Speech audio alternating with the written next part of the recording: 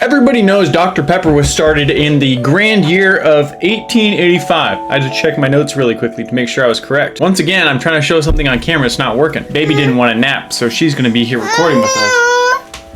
You're supposed to be sleeping. What would you like to play with today? Let's give her the key light and see what happens. But did you know that 6 years after Dr. Pepper was began in Waco, Texas, the most authentic Dr. Pepper would actually come to pass in the year of 1981? That's not right. In the year of 1891. I got those numbers switched up because I'm a fool. Have you guys ever heard of Dublin Dr. Pepper? This is what we are talking about today, and it is actually one of the, we are in a different shade of light now, so we may see some differences throughout the video today, but that's okay.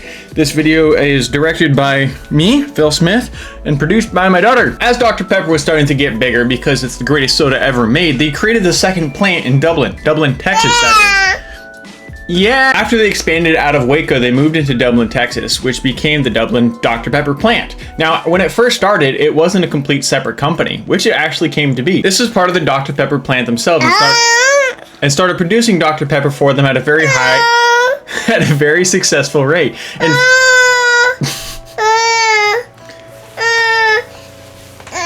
you want to do the next segment?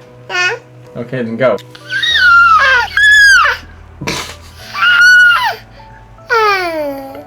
Good job. But Dublin Dr. Pepper was actually one of and became the longest running Dr. Pepper plant in the history of the world, at least to date. It may eventually get passed, but as of right now, it operated for, I believe, 120 years, which is longer than I've been alive. Back when Dr. Pepper first started, like a lot of soda companies, the thing that they used was sugar. Now, this seems obvious, but it's important because in the 1800s, yikes, not true. In the 1900s, when most companies started switching over to high fructose corn syrup, Dublin Dr. Pepper remained with the cane sugar production, and this became a staple of them, and it became something where people recognized that the Dublin Dr. Pepper was different.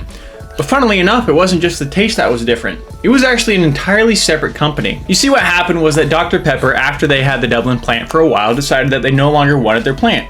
Dublin, however, had the recipe for Dr. Pepper and had everything set up for all the chemicals. There's no chemicals in Dr. Pepper. But they had all the ingredients set up as well as the bottling plant to produce Dr. Pepper. So they came to an agreement with Dr. Pepper. In fact, the Dublin plant was contracted and they were restricted to only be able to sell Dr. Pepper within a certain radius of Dublin, Texas, which for all of you scholars out there and geologists is in the center of Texas. Central Texas area, buddy, which is probably bigger than like 50 states combined if we're being... What? But during these horse and wagon days, they were only restricted to smell in small areas. I said that point already. It became such a local favorite and had a bit of a cult following that Dublin Dr. Pepper actually had a separate but very similar bottle. It was the same Dr. Pepper glass bottle, same one you could actually get a lot of times today, but they had the Dublin label on top of the bottle as well, so you would specifically know whether or not you were getting Dublin Dr. Pepper or regular Dr. Pepper. In the mid-1900s and beyond that, it's known as the Closter family era, because during this time, Dr. Pepper began to branch out. And grow more nationally. Not Dublin Dr. Pepper, but yes, no, I'm talking. Is that okay? Yeah. But Dr. Pepper themselves began to grow and eventually merged with the Snapple Corporation. Snapple Corporation? Snapple Company? Snapple Group? Snapple Crackle Pop.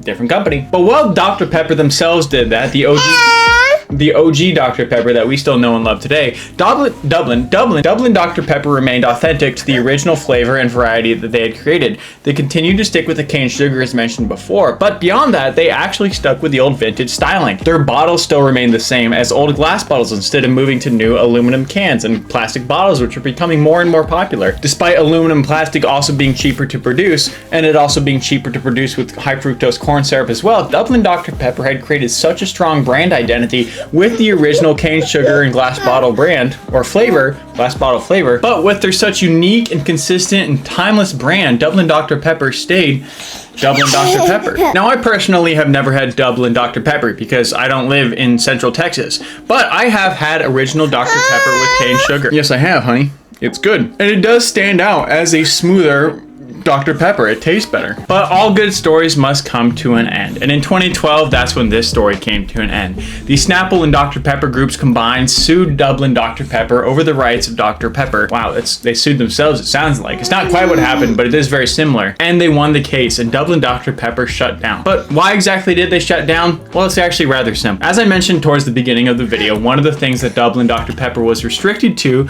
was the space in which they were able to sell. They had to be centrally located in Texas, and that's the only... Okay. Oh, hello. Are you on the phone?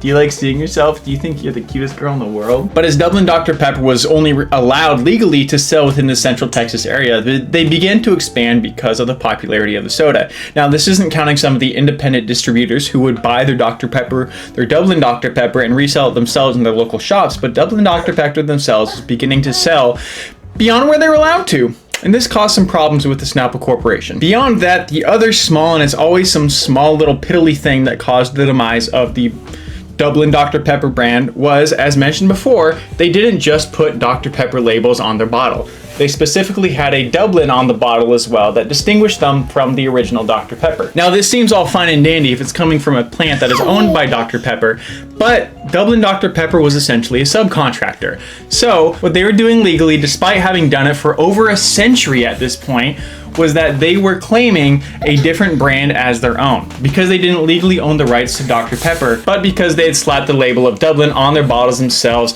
it seemed legally as if they were taking... Okay, I'm gonna set you down for a second. It seemed legally as if they were claiming the property of Dr. Pepper despite not being Dr. Pepper themselves. Again, despite operating this way for generations, for centuries, which is what the Dublin Dr. Pepper's argument was in court, it unfortunately did not hold up legally, and in 2012, the Snapple Group won the lawsuit and Dublin Dr. Pepper was forced to shut down. After 121 years, they stopped creating Dublin Dr. Pepper. They did continue to make sodas for a while after that, converting part of their factory into museum, creating again their own local sodas and trying to keep the brand as a Dublin soda group going, but unfortunately it didn't seem to do extremely well. They're still continuing to produce soda as well as running a museum out of their factory, but as a whole, Dublin Dr. Pepper is no longer a thing. You can still buy cane sugar Dr. Pepper in very unique and rare spots across the United States that does have the original cane flavor sugar, if you know what I mean. But unfortunately, the cult following of Dublin Dr. Pepper was not enough to legally keep it going despite the popularity and success that they had,